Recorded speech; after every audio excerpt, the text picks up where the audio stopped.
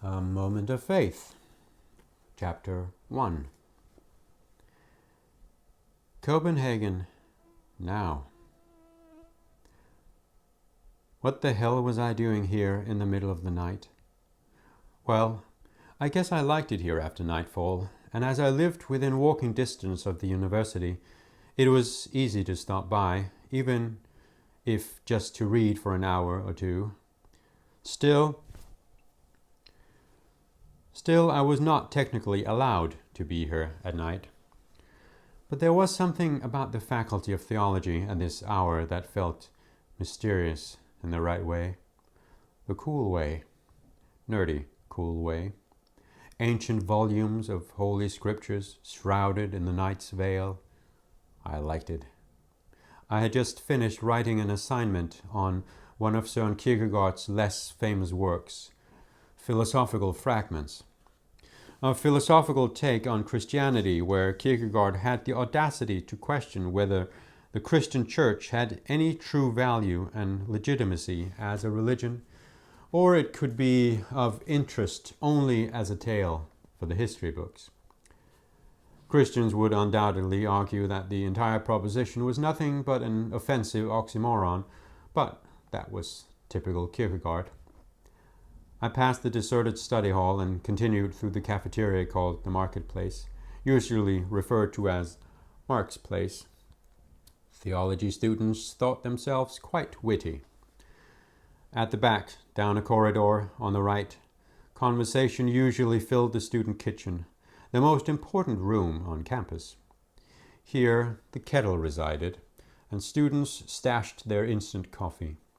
Now, no bustling conversations tonight, though. The only noise was the kettle crackling with its predictable noises. I checked social media. A notification popped up about a lecture on the Irvingites at Varto, the old student house and lecture hall. The Irvingites. It sounded like some old sect out of a bad crime novel. However, there was something mysterious about the fact that it was held at Varto, the former epicenter for the immersion between the rebellious priest NFS Grundtvig's fight for free preach and the modern secular mindset of the university.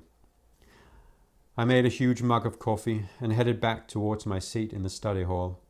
I googled Irvingites. Wikipedia provided me with information about a Scottish preacher by the name of Edward Irving, who moved to London and became a very popular, if not controversial, preacher. During his London sermons in the late 1820s, people would be speaking in tongues, while others, possessed by the Spirit, would violently erupt into spontaneous utterances and prophecies. He was part of a group that founded the Catholic Apostolic Church, which later extended its doctrine to Denmark, where it competed momentarily in numbers with the Lutheran Protestant Church. Back to Google. The Catholic Apostolic Church in Denmark.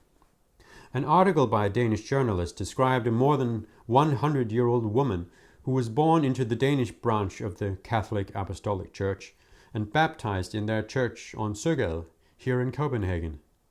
I paused. Søgel. I knew exactly where that church was. I had passed it almost every day for 10 years on my way to and from work, and often wanted to pay it a visit. Not once had I considered that it was not a so-called Folkekirke, a Lutheran Protestant church, now the state-approved branch of Christianity in Denmark. The article described the church as dormant. There had been no public services since 1958, when the last priest had died. According to Wikipedia, a probable reason for that, this congregation believed in the second coming of the Lord. Despite my scarce theological knowledge, which only covered 2 semesters so far, I knew that the second coming was a concept that referred to the Old Testament, the Jewish Bible. To the best of my recollection, after the initial resurrection on the 3rd day following the crucifixion, Jesus was expected to return to earth at a later point. Interesting. So the Catholic Apostolic Church believed the priests could not ordain other priests. This authority lay exclusively in the hands of the Lord himself, and they await the return of Jesus. In the meantime, not only the priests, but the deacons and most of the congregation have died one by one. Now surviving members of the closed congregation gather every Wednesday evening and Sunday morning to pray together in silence. They never announce these meetings, but they are open to the public.